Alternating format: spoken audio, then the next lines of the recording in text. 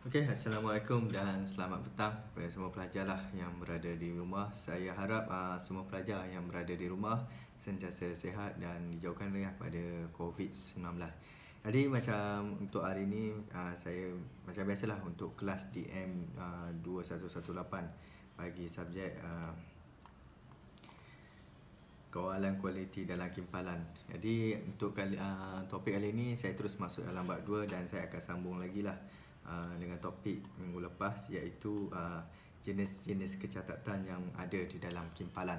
Jadi kalau murid-murid atau pelajar-pelajar melihat atau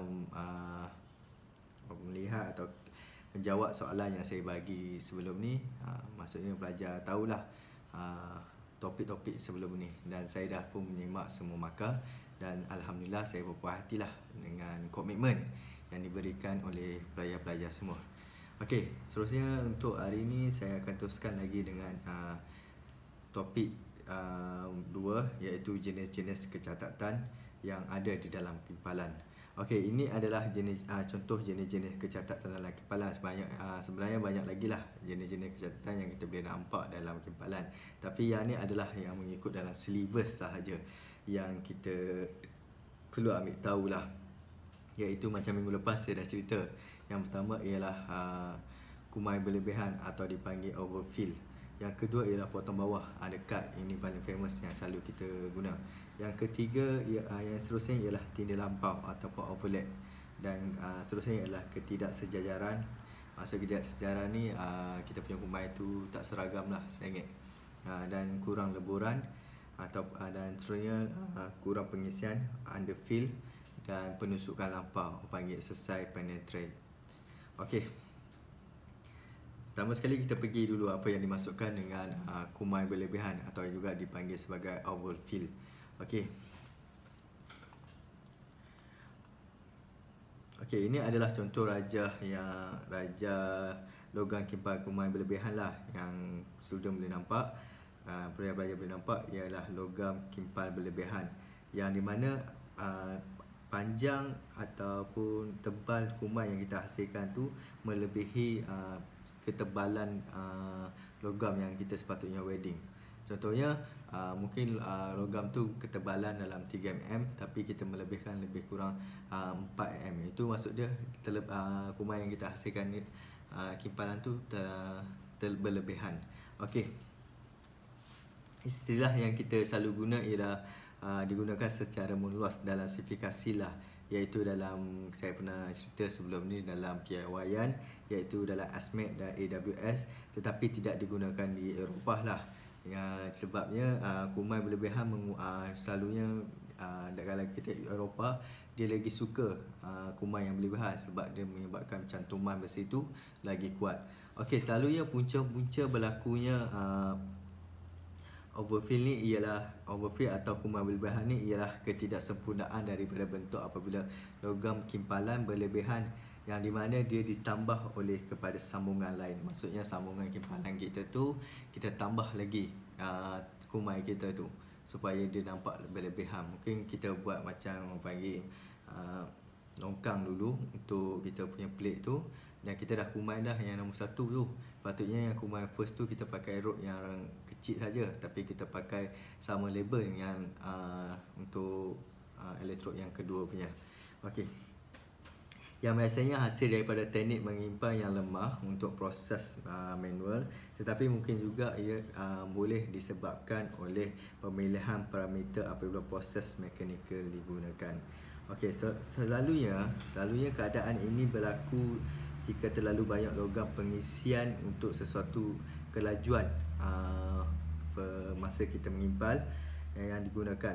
Kimpalan dalam beberapa larian boleh menyebabkan bentuk saiz kumai menjadi besar, membina berlebihan kumai yang dalam sambungan. Maksudnya masa kita kimpal tu mungkin disebabkan oleh terlalu lama atau terlalu perlahan kita punya kimpal tu, atau kita mengimpal secara berlapis, kita naik pusing, dia akan menyebabkan berlakunya overfill. Okey, selalunya had yang diterima bagi kimpalan overfill ni lah, penerimaan kepada cacatan ini dia bergantung kepada fungsi produk yang hendak digunakan. Selalunya kalau produk tu mungkin dia nak plate rata saja. Contohnya macam kita welding untuk TT lah. Selalunya kalau TT atau kita jawatan yang menyebabkan kenderaan lalu, takkan kita nak welding besi tu kita letak welding tebal. Nanti kita lalu tak sedap lah. Jadi dia bergantung kepada situasi masa kita menyimpan. Okey, contohnya 10% juga dari selalunya yang paling standard kita pakai adalah 10% daripada besi, ketebalan besi yang kita guna. Maksudnya mungkin besi tu tebal 10 mm, maksudnya 1% saja untuk lebihan daripada saiz sebenar logam. Okey. Seterusnya ialah okey, ini paling famous sekali yang ini pun saya dah terang minggu lepas, semua saya nak ingatkan balik lah, iaitu potong bawah atau dipanggil sebagai undercut. Okey, potong bawah ni, okay, kalau kamu tengok daripada gambar rajah yang saya bagikan ni, ialah potong bawah ni ialah kumai yang bila kita buat sambungan, contoh sambungan temu, akan berlakunya kumai berlebihan lah pada plate di bawah plate tu. Contohnya dalam gambar ni kamu boleh lihat berlakunya potong bawah apabila penusukan yang dilakukan terlalu over lah, orang kata. Itulah yang dipanggilkan sebagai potong bawah. Okay, potong bawah merupakan pengurangan pada permukaan plate yang dikimpal dan biasanya berlaku pada panjang kimpal. Maksudnya lagi panjang kimpalan yang kita lakukan, lagi banyaklah undercut yang berlaku. Okey, berlaku disebabkan oleh watan akar yang tinggi menyebabkan akar terserak luas. Maksudnya disebabkan oleh akar yang terlalu tinggi, masa kita mengimpal tu akan menghasilkan spark yang terlalu panas dan menyebabkan leburan kita tu terlalu kuat sehingga menjadikan penusukan yang terlalu, orang kata, melampau lah, yang dipanggil sebagai undercut. Okey, pergerakan mengimpal yang laju dan penggunaan arus yang rendah. Okey, maksudnya kita mengimpal arus yang laju akan menyebabkan arus kita tu dia lambat lah. Bila dia lambat, dia akan masuk ke bawah, dia akan menjadikan undercut. Okey, selalunya cara untuk mengatasinya ialah teknik mengimpal terutamanya apabila mengayam, dan sudut mengimpal boleh digunakan untuk mengatasi. Maksud dari sini, apabila kamu mengimpal, sudut kamu tu memainkan peranan. Sebab apa yang sudut kamu tu memainkan peranan? Sebab dia angle kamu tu akan menentukan kelajuan kamu punya titisan rod tu jatuh. Maksud dia bagi orang kata 90 darjah lagi cepatlah dia akan turun. Bila dia akan turun akan menyebabkan berlakunya penusukan. Okey, penusukan atau dipanggil undercut. Okey, seterusnya memilih sudut yang betul. Maksudnya pemilihan sudut itu memainkan peranan lah untuk kamu menyimpan.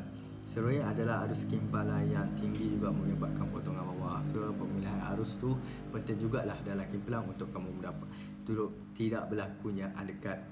Okey. Okey, seterusnya tindih lampau atau overlap. Yang ni banyak student yang selalu buat.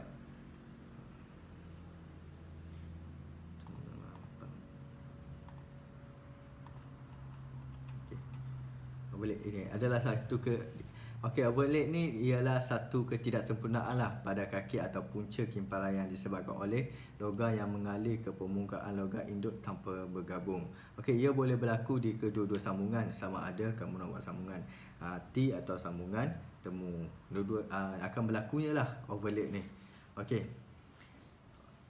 Biasanya disebabkan oleh pengandian elektrod atau muncul sumputan yang lemah. Maksudnya elektrod kamu tu mungkin berlaku pembakaran yang terlalu cepat akan menyebabkan berlakunya tindih lampau. Okey, yang kedua seterusnya adalah trauma apabila kolam leburan adalah besar dan sejuk di mana graviti mempengaruhi bentuk logam dan kimpalan sebelum. Maksudnya kat sini, okey, kamu buat kimpalan ini selalunya berkaitan dengan arus jugalah, panas leburan tu. Maksudnya lagi lambat kamu panaskan elektrod kamu tu, lagi cepat lah.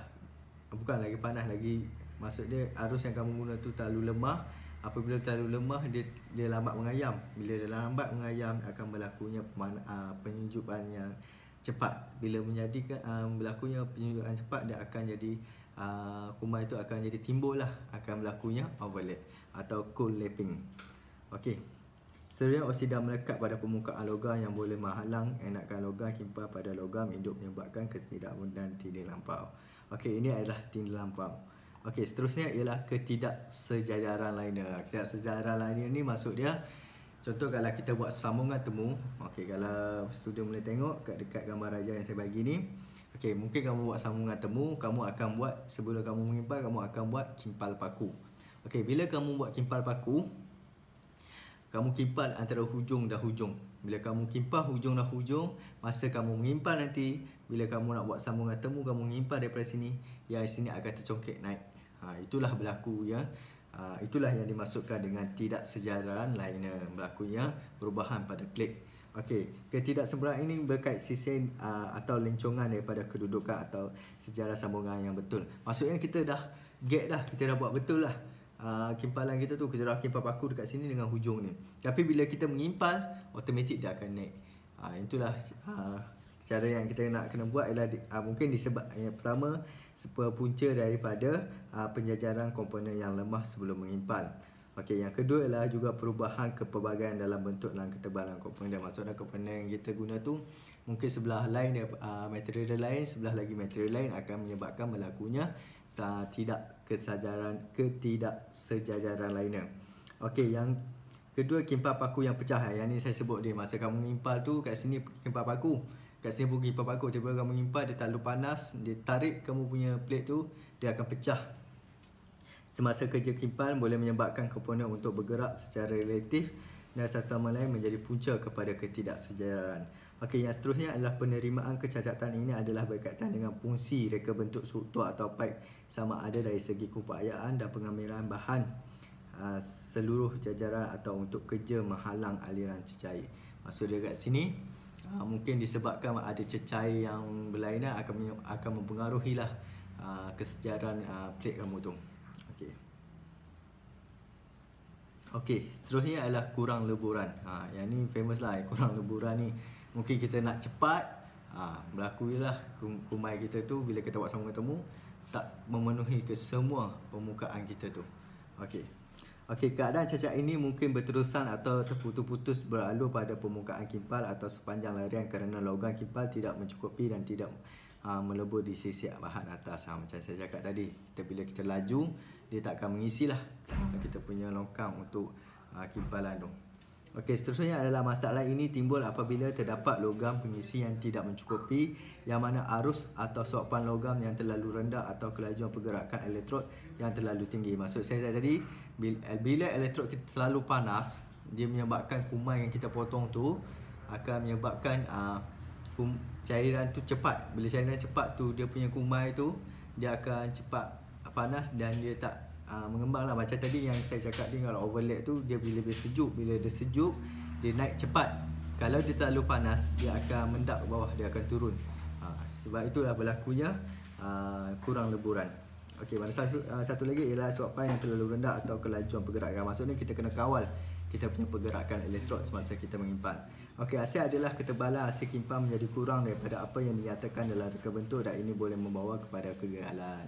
Okey, ini akan saya ceritakan dalam kalau kamu belajar satu topik lagi, NDT lah. NDT ni kita akan belajar bagaimana spesifikasi yang diterima oleh AWS untuk jenis kimpalan. Okey. Okey, yang seterusnya ialah kurang pengisian atau panggil underfill. Okey, underfill ni berlaku disebabkan mungkin kalau kamu perasan, kalau kamu mengimpal, kalau kamu buat sambungan temu, bila kamu mengimpal daripada ni mungkin plate kamu tu dalam lebih kurang 10 cm, akan nampak ada satu macam orang panggil tompok-tompok lah. Okey, itulah yang dimaksudkan kurang pengisian. Maksudnya kurang pengisian ni sekejap kumai kamu tu penuh, sekejap tak penuh. Itu dipanggil sebagai kurang pengisian. Okey, kecacatan ini ialah di mana penembusan yang tidak mencukupi pada logam asas di bahagian belakang sambungan untuk sambungan temu. Okay, selalunya sambungan temu lah banyak berlakunya. Bukan sambungan temu lah, sambungan KBT banyaklah berlakunya kurang pengisian. Sebab dia selalunya sambungan temu ni dia mempengaruhi kedudukan kita. Kita kena tahu kalau macam kedudukan 1F, maksud dia kerugati tu dia mestilah berbentuk V. Okey, kalau 2F dia tegak terus sambungan T yang macam ni. Okey, so yang sambungan T ke 2F tu memang susah sikit lah sebab kamu kena main angle. Okey, seluruhnya muka punca, jarak punca dan sudut serong yang pada plate tidak betul menyebabkan penembusan kurang diperolehi. Macam saya sebut tadilah, macam kamu nak buatkan BT, kalau 1F kamu kena bagi dia macam bentuk V, baru kamu boleh buat isian penuh. Okey, seluruhnya sudut elektrod yang salah ketika mengimpal. Ni selalunya kalau dalam mengimpal ni sudut memainkan peranan lah untuk kita menghasilkan kuman yang lebih menarik lah, atau kuman yang lebih cantik. Okey, seterusnya adalah arus kimpal yang rendah digunakan semasa mengimpal terutama pada logam yang tebal. Maksudnya bila kita mengimpal tu, arus kita kena betul-betul. Kalau terlalu kuat pun tak boleh, kalau terlalu rendah pun tak boleh. Okey. Okey, faham semua? Okey, seterusnya adalah penusukan lampau. Okey, penusukan lampau ni sama juga macam overlap tadi. Penusukan lampau ni, kalau overlap tadi dia ke bawah, tapi kalau penusukan lampau atau panggil exercise penetral ni, dia berlebihan. Maksud dia berlebihan ni mungkin kita punya tangan kita tu tak seragam. Okey, yang penusukan lampau ialah keadaan di mana logam kimpal berlebihan menonjol pada punca kimpal rod. Maksudnya dekat kuman kita tu sekejap tinggi, sekejap rendah. Itu dipanggil penusukan lampau atau exercise penetrant. Okey, penusukan menjadi berlebihan apabila jarak punca terlalu besar, muka punca terlalu kecil, input haba untuk sambungan yang terlalu tinggi, atau gabungan sebab-sebab ini. Maksudnya dia mungkin jarak kamu tu dan juga jarak punca yang kamu terlalu besar, maksudnya terlalu jauh. Lepas tu ada yang terlalu dekat, lepas tu ada laju sekejap. Itu akan menyebabkan berlakunya penusukan lampau. Okey, cara dia adalah semasa melakukan kerja mengimpal perlu menurunkan nilai voltan atau mengurangkan arus. Maksudnya bila kamu tahu arus kamu tu tinggi, kamu kurangkan sikit. Okey, membuatkan persediaan tepian yang betul sebelum mengimpal, memastikan penggunakan saiz elektrod yang betul dan memastikan mengimpal adalah yang terlatih. Okey, maksud dia kat sini, masa kamu buat mengimpal sambungan, contohnya sambungan temu tu, kamu kena buat panggil pemotongan tepi lah 45 darjah tu. Bila kamu buat 45 darjah tu, kamu boleh ukur lah berapa ketinggian kuman yang perlu kamu welding. Okey. Okey, seterusnya adalah penusukan cekung. Penusukan cekung ni atau panggil under washing lah. Under washing ni selalunya bila kamu mengimpal, okey, kamu mengimpal pada plate, penusukan cenderung merupakan alur cetak yang mungkin berlaku pada punca. Maksud dia kat sini, kamu mengimpal plate tu, kalau kamu perasan masa kamu kumai tu, kadang sebelah sini dia macam sengit, dia macam lebih. Lepas tu dia ada nekat bawah tu, macam tajam bawah. Itulah yang dipanggilkan sebagai penusukan cekung. Macam gambar rajah ni tunjuk, dia bercekung, dia ada tepi ni. Okey, penunjuk cekung. Okey, adalah penting untuk memastikan bahawa fade up bagi sambungan. Okey, leburan road pass dan second pass juga boleh menghasilkan penusukan cekung. Okey, maksud dia road pass kita tu dengan second pass tu kita mesti selari supaya bila contohnya, okey, kamu mengimpal. Okey, kamu mengimpal. Bila kamu mengimpal first rod tu, kamu kimpal patut elektrod tu dah pendek. Kamu kena tukar elektrod yang baru. Masa nak masuk ke second rod pass tu akan berlakunya, selalunya akan melakukan penusukan cekung. Okey, cara untuk mengatasinya ialah kamu kena kimpal jauh ke dalam sedikit pada rod pertama tu. Okey, bila kamu mengimpal pada rod yang pertama tadi tu, kamu baru jalan. Jangan kamu mengimpal sebelum rod tu kamu maksud dia okey, maafkan saya. Kamu kena kimpal betul-betul dekat last road pass yang first tadi kamu kimpal, dan kamu kimpal kat situ. Bila spark naik saja, kamu kena ke belakang dulu baru ke depan, supaya untuk mengelakkan penusukan cekung. Okey, kalau kamu ke depan, kamu spark je naik, kamu terus ke depan, akan berlakunya penusukan cekung. Okey, supaya tidak mengelakkan berlakunya penusukan cekung, macam saya cakap tadi, part pertama tu kamu kena ke belakang dulu baru ke depan. Okey. Seterusnya adalah ketidaksempurnaan ini sering dikaitkan dengan proses persediaan logam kimpal yang lemah, iaitu jarak punca sama ada terlalu kecil. Ni standard lah, macam semua benda yang melibatkan persediaan itu pentinglah untuk kita dapatkan kumai yang cantik. Okey, kelajuan mengimpal yang tinggi membentuk penusukan yang lebih cekung. Okey. Okey. Kesulitan sanggar, ini kerap yang berlaku. Ini merupakan benang sing yang terperangkap dalam logam kimpal yang lebih ketika operasi menimbul semasa. Benang sing tu maksudnya macam macam panggil sangga kosong yang selalu melekat dekat kamu punya kumai. Itu dipanggil sebagai berdangsing. Okey. Kesediaan sangga atau berdangsing yang terperangkap akan melemahkan kimpalan kerana mempunyai kesan yang sama dengan keretakan. Okey, maksud dia selalunya bila berlakunya keselektan sangga ni akan berlakunya retakan yang cepatlah pada hasil kimpalan. Okey, mengimpal pada logam yang asas yang kotor. Sebab itu sebelum kamu mengimpal, pastikan plate kamu tu sentiasa bersih. Sentiasa mengelakkan daripada adanya karat atau ada minyak. Sebab karat dan minyak ni akan mempengaruhi kamu mengimpal. Sebab takut bila kamu mengimpal, minyak itu akan terkumpul kepada satu tempat, akan menyebabkan leburan tu tak masuk dalam plate tu, akan berlakunya kesulitan sangga dekat situ. Okey, pergerakan elektrod yang salah. Yang ni mungkin kamu punya kamu mungkin patutnya kamu kena mengimpal dari kanan ke kiri. Patutnya kiri ke kanan, kamu kimpal kanan ke kiri. So bila berlaku kat situ, kamu sepatutnya kamu kena ikut arah jam lah, bagi senang. Bukan arah jam, arah ke kanan memudahkan kamu, sebab dia akan ikut untuk sudut yang betul. Tapi kalau kamu tolak daripada sini, akan selalu berlakulah tak pernah lagi lah. Saya tak pastilah. Saya rasa belum pernah lagi orang mengimpal daripada kanan ke kiri. Okay. Melainkan kalau dia menggunakan tangan kiri, sebab dia akan angle dia akan mengalih pada sini. Kalau kamu tangan kanan, kamu mengimpal, sudut dia mesti 45 daripada lengan kanan kamu ni. Kalau kamu boleh ke kalau ada orang mengimpal daripada sini?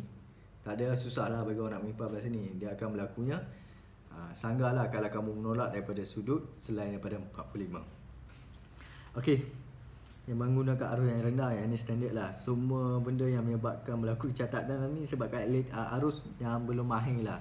Okey, sebenarnya sangga tidak dibersihkan sebelum mengimpal area yang seterusnya. Maksudnya bila kamu nak tukar elektrod, contohnya kamu mengimpal apa, habis dah dekat situ. Kamu tukar elektrod baru kan. Bila kamu tukar elektrod baru tu, wajib kamu buang sangga yang sebelum ni dulu. Kamu guna pakai berus dawai, kamu cuci dulu, baru kamu start. Kalau tidak, kalau kamu terus dengan sangga yang kamu tak buang tu, akan berlakunya kesulitan sangga. Okey. Keretakan, crack. Ni standard lah yang selalu berlaku. Crack ni berlaku di keretakan yang terdapat pada permukaan kumai yang mana boleh melemahkan sambungan. Ini kena hati-hati lah. Yang ni kalau inspection menyebabkan keretakan, memang tak akan pernah lepas. AWS memang takkan lepas lah. Standard nanti saya akan ajar dalam subjek pengujian kimpalan. Memang ada spesifikasi untuk pelepasan syarat untuk weldingnya. Okay, sambungan yang terlalu keras dan tidak mengembang atau mengecut hasil kimpalan akan dapat kadar tegasan yang tinggi. Tegasan ni maksud dia tak terlalu lembut lah. Dia menyebabkan berlakunya macam rapuh. Macam kayu tu kita panggil rapuh. Bila rapuh tu sebab dia tegasan. Kalau elastik macam getah tu, dia melentur lagi. Tapi bila rapuh, tegasan, dia patah terus. Okey. Dia disebabkan oleh kadar penyejukan terlalu cepat. Sebab itulah dalam welding ni, bila kamu welding jangan letak dalam air. Sebab bila panas lawan dengan sejuk akan berlaku yang keretakan. Macam cawan juga. Ni saya nak bagi tahu lah. Kalau cawan kalau kamu letak air panas, jangan terus masuk ais dalam cawan kamu. Sebab akan berlakunya keretakan pada cawan. Sama juga yang besi. Tak boleh kamu lepas welding, kamu panaskan, kamu welding tengah panas tu, terus kamu masukkan dalam air. Akan berlakunya keretakan kepada kamu punya kumai. Okey, sebenarnya adalah kawah leburan tenggelam. Maksudnya kawah leburan tu terlalu tenggelam dan dia tak nampak lah, so akan berlakunya keretakan. Okey, pecahkan lampau. Ini selalu yang first time mesti akan berlakunya. Orang panggil overspark. Spark. Tahu spark? Spark adalah yang jenis kecil-kecil yang kamu kalau pasang nampak kecil semua, kamu kena ambil pahat, kamu kena pukul. Itu spark. Ini dia pecahkan akar, iaitu pecahkan yang banyak terpecik pada permukaan logam semasa mengimpal. Maksudnya mengimpal, kalau kamu pasang pecahkan api, kalau kamu mengimpal, maksud dia api tengah banyak atau pecahkan tengah banyak, itulah yang dipanggil pecahkan lampau. So kamu kena berhenti terus, kamu kena betulkan arus kamu. Ia menggunakan arus yang terlalu tinggi masa sebut tadi dan tidak sesuai dengan elektrod. Maksudnya elektrod yang kita pakai tu kena ada peranan juga dengan arus yang kita nak pakai. Okey, maksud dekat sini bila arus terlalu tinggi, pembakaran terlalu cepat. Bila terlalu cepat dia pembakaran tu akan kembang. Dia akan pecah. So banyak percikan yang berlaku. So daripada percikan itulah akan berlakunya percikan lampau. Okey, mungkin yang kedua seterusnya adalah salur tambahan laku elektrod yang tidak berkeadaan sempurna. Mungkin elektrod kamu tu patutnya kamu kena panaskan dulu. Tapi kamu tak panaskan dulu, kamu terus mengimpal, akan berlakunya percikan lampau. Seterusnya adalah jarak akar yang tidak selaras. Maksud dia kat sini, kamu set mesti, mungkin kamu dah set dah akar kamu tu jarak berapa. Okey, mungkin jarak bila terlalu tinggi dia akan jadi percikan lampau. Maksud dia kalau macam air, kalau kamu pasang kalau kamu main air, kamu bawah, dia air tu jarak dia takkan jadi percikan yang banyak lah. Contohnya macam kedudukan. Selain tu juga disebabkan oleh angle kamu tu lah. Contohnya kalau kamu perasan kalau penerjun, dia mesti 90, baru dia dapat percikan yang sikit. Kalau dia tak, angle dia tak betul, akan menjadi percikan yang banyak. Macam tu juga dalam kimpalan. Dia sudut juga memainkan peranan dalam kimpalan. Okey, logam asas yang kotor. Disebabkan logam akar kotor ni sebabkan minyak lah. Minyak ni contohnya kalau kamu tengah masak, kamu masak air, apa akan jadi? Akan jadi percikan juga kan. Macam tu lah kimpalan. Sebab tu sebelum kimpalan wajib kamu bersihkan kamu punya plate dulu ataupun tempat yang untuk kamu menyimpal. Okey, kecacatan mekanikal atau orang panggil mechanical defect. Okey, mechanical defect ni standard lah. Yang mungkin disebabkan persediaan bahan kamu. Masa kamu patut yang mengetuk ke, akan berlakunya cala ke apa, itu dipanggil sebagai mechanical defect. Mechanical defect ni berpunca daripada sifat bahan semula jadilah. Okey, kecacatan mekanikal ditandai sebagai apa-apa kerosakan pada permukaan semasa proses menyimpal. Ini termasuk merosakkan yang disebabkan oleh proses menyepir, proses mencanar dan mengetuk dan mengajar dan lain-lain. Okey, bahan kerja terjejas dan haba kerana ia mengekalkan sebahagian besar daripada sifat bahan. Okey, ini standard bagi kecacatan mekanikal. Kecacatan mekanikal ni mungkin disebabkan oleh kerja-kerja sebelum kamu dalam persediaan bahan. Okey. Ni jenis-jenis keretakan. Okey. Ni masuk juga dalam topik tadi, di bawah kepada keretakan. Disebabkan apa? Keretakan ni pula kita banyak jenis lah. Dalam ujian nanti, ujian tanpa musnah, ujian musnah, tanpa musnah akan masuk, dia akan terangkan lagi lah jenis keretakan. Okey, retak adalah salah satu dah. Ni masuk retak je lah. Retak adalah satu daripada jenis kecacatan yang sangat serius dalam membahaya. Okey, mungkin kamu cuba kamu buat jabatan, kamu kimpar, lepas tu retak. Lepas tu kamu nak bagi orang lalu. Berani lah orang lalu. Bahayalah daripada situ. Dari risiko dia memang bahayalah. Kalau retak ni automatik kita kena buat lain. Okey, kecacatan ini jenis tidak pernah dan tidak mungkin diluluskan. Maksud dia tak ada spek yang pernah membenarkan berlakunya keretakan. Contohnya kalau pemain bola, kalau kaki pun retak, dia tak boleh main. Ada pakar kesihatan, pakar psikologi dia apa benda, tak benarkan dia main bola. Macam tu jugalah kalau kamu buat satu contohnya jabatan ke apa yang melibatkan jabatan besi kan, kamu ready ada retak, lepas tu akan datang Jabatan Kerja Raya ke JKKP ke DOS ke, akan buat inspection, tengok dulu macam mana. Kalau ada keretakan takkan pernah lepas. Okey, dia takkan lepaskan lah, akan buat semula lah. Okey, retak berlaku terutamanya bila mana terdapat tegasan dan kawasan dalam kimpalan.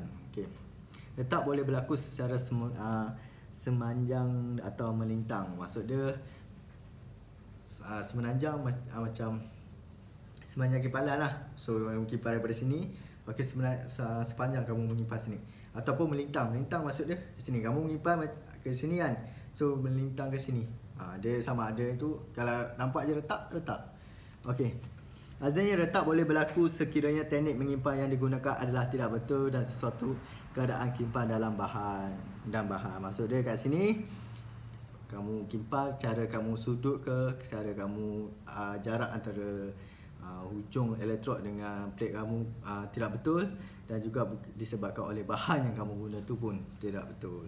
Okey, memberikan haba yang berlebihan. Maksud ni arus lah. Haba ni selalu berkaitan dengan arus kamu tu yang berlebihan. yang tidak sesuai lah dengan pelik atau keadaan semasa kamu menyimpan. Okey. Okey, ini adalah gambar raja jenis-jenis keretakan. Okey. Kamu boleh tengok kat sini, nanti saya akan bagi satu lagi nota. Kamu boleh tengok dekat nota jenis-jenis keretakan. Okey. So ada keretakan melintang, letak bawah, banyaklah ni jenis-jenis retak lah. Okey. Okey. Retak panas. Keretakan panas adalah pembentukan keretakan penggunaan semasa pemenjaan logam kimpalan. Okey, ini jenis retak panas lah, jenis-jenis retak yang berlaku. Okey. Okey. Okey, seterusnya retak sejuk. Okey, dia bagi call cracking. Okey, retak sejuk ini dicirikan bagi jarak yang bermula pada bahan asas dan bukan pada logam kimpalan. Okey, itu je dah jenis-jenis keretakan. Okey, saya rasa untuk kelas kali ni sampai sini saja. So untuk topik bab 2 saya dah cover semua. Okey, dan lepas ni saya akan bagi kamu satu quiz lagi untuk bab 2 ni. Jadi saya harap semua dapat menjawab quiz yang saya bagikan dalam tempoh yang saya bagikan, dan saya harap pelajar akan baca balik nota yang saya bagi sekali dengan video yang saya sampaikan ni. Okey, itu je saya ingin sampaikan, dan insyaAllah untuk kelas seterusnya saya akan terangkan lagi untuk bab 5 pula. Okey, sekian. Wassalamualaikum warahmatullahi taala wabarakatuh.